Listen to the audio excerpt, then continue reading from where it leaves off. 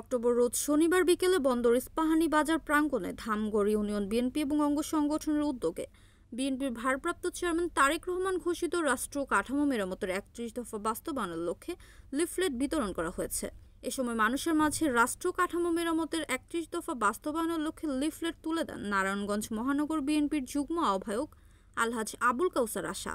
এ সময় বন্দর উপজেলা বিএনপির সহসভাপতি আলহাজ সোহাব সাহেবের সভাপতিত্বে এবং ধামগড় ইউনিয়ন বিএনপির সাধারণ সম্পাদক মোহাম্মদ আমজাদ হোসেনের সঞ্চালনায় উক্ত অনুষ্ঠানে উপস্থিত ছিলেন নারায়ণগঞ্জ মহানগর বিএনপির সদস্য মোহাম্মদ আওলাদ হোসেন, নাসিক ২১ নং ওয়ার্ডের সাবেক কাউন্সিলর তথা বিএনপি নেতা আলহাজ হান্নান সরকার, নাসিক ২২ নং ওয়ার্ডের সাবেক কাউন্সিলর সুলতান আহমেদ ভুইয়া সহ ধামগড় ইউনিয়ন বিএনপি এবং অঙ্গ সংগঠনের নেতাকর্মীরা।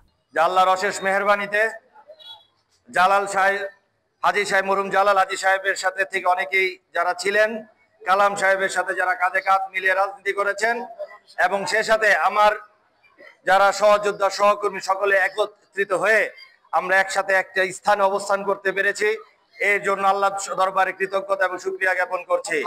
সেই সাথে ধন্যবাদ জানাচ্ছি অত্র এলাকার মুরব্বী এবং আমার বাবার সাথে রাজনীতি করা যারা আছেন ব্যক্তিত্ব এবং আমার সাথে যারা রাজনীতি আজকে উন্নতি করছেন সকলের প্রতি। আপনারা জানেন এই রাষ্ট্র পুনর্গঠনের জন্য, এই রাষ্ট্র বিনির্মাণের উদ্দেশ্যে শহীদ রাষ্ট্রপতি জিয়াউর রহমান সাহেব ১৯ দফা দিয়েছিলেন। তারই ধারাবাহিকতায় তার সুযোগ্য সন্তান আগামী রাষ্ট্রনায়ক জনাব তারেক রহমান সাহেব বর্তমান পরিস্থিতি পরিবেশ বিবেচনায় ৩১ দফা দিয়েছেন রাষ্ট্র পুনর্গঠনের জন্য।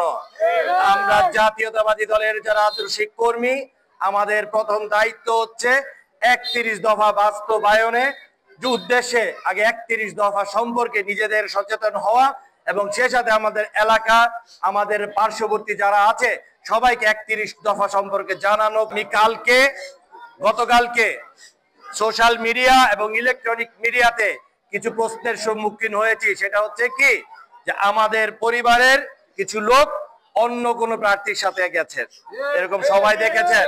এতে করে আমাদের নেতাকর্মীরাও বিভিন্নভাবে অনেকভাবে প্রশ্নবিদ্ধ হয়েছেন এবং বিচলিত হয়েছেন। আমি আপনাদের বলবো, শহীদ রাষ্ট্রপতি জিয়াউর রহমানের আদর্শে করা আমাদের এই পরিবার ২ জন ৪ জনের পরিবার না।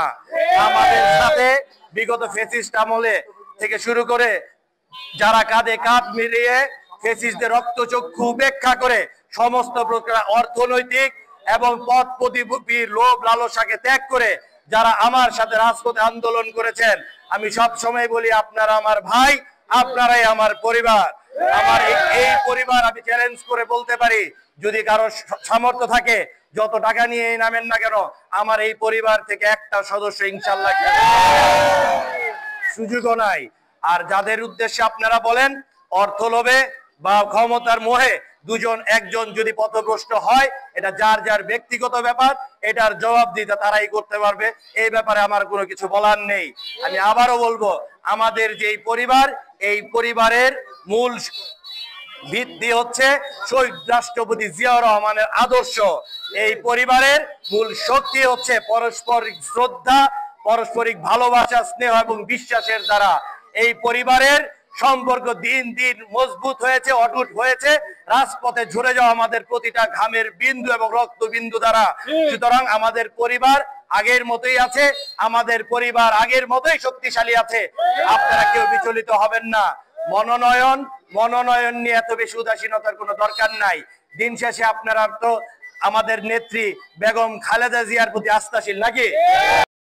মেহেদী হাসান প্রান্ত, NAN টিভি, নারায়ণগঞ্জ।